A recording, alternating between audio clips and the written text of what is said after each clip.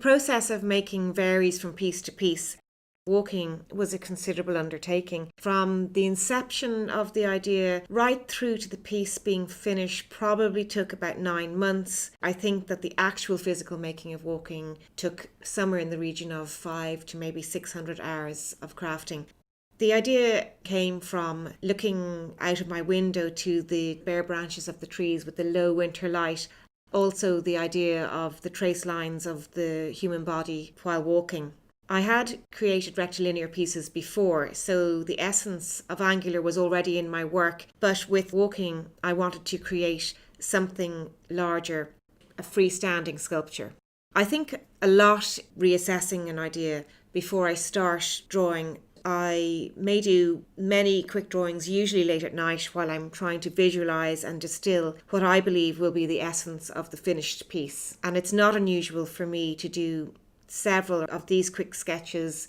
With walking, there were many iterations. I was constantly revisiting its form, considering where I would and wouldn't illuminate. In most of my pieces, the illumination is all around the edges. But with walking, it's different because I selected key facets to light to emphasise a sense of movement.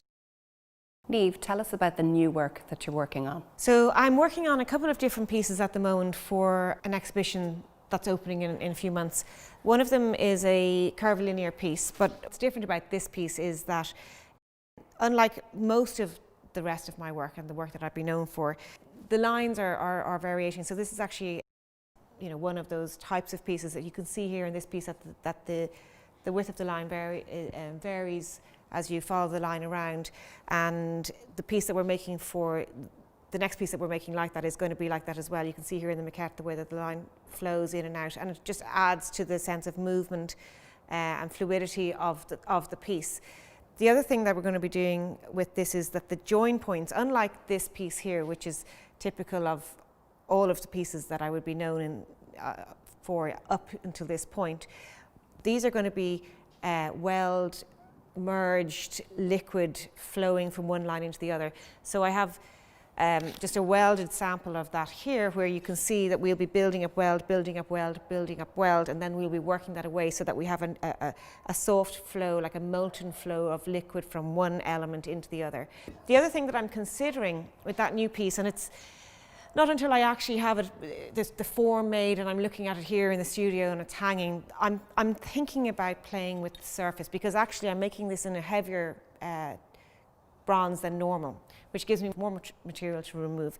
So I'm thinking of possibly working into the material and either having a softer quality, and unlike this, which is very angular and very definite, or possibly like an undulating, almost hacked kind of quality. So it's still a work in progress, and with a lot of my work I'll know what the overall form is going to be, but it won't be until I'm actually in the making process that I kind of get to know the piece better, that I make those sort of final decisions about the finish and so on and so forth. Gesture 2, which is being created for the National Museum of Ireland exhibition, Niamh, how did the whole concept evolve? Well, as with its predecessor, Gesture 1, the whole idea of these pieces is to encapsulate in essence a moment of gesticulation, how people use their hands when they're talking, and I do it all the time.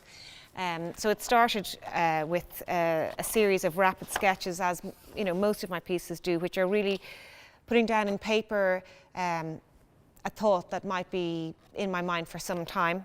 I work very quickly with the pen, just roughly capturing the essence of what I hope the piece will be, and the energy, particularly the energy of this piece here.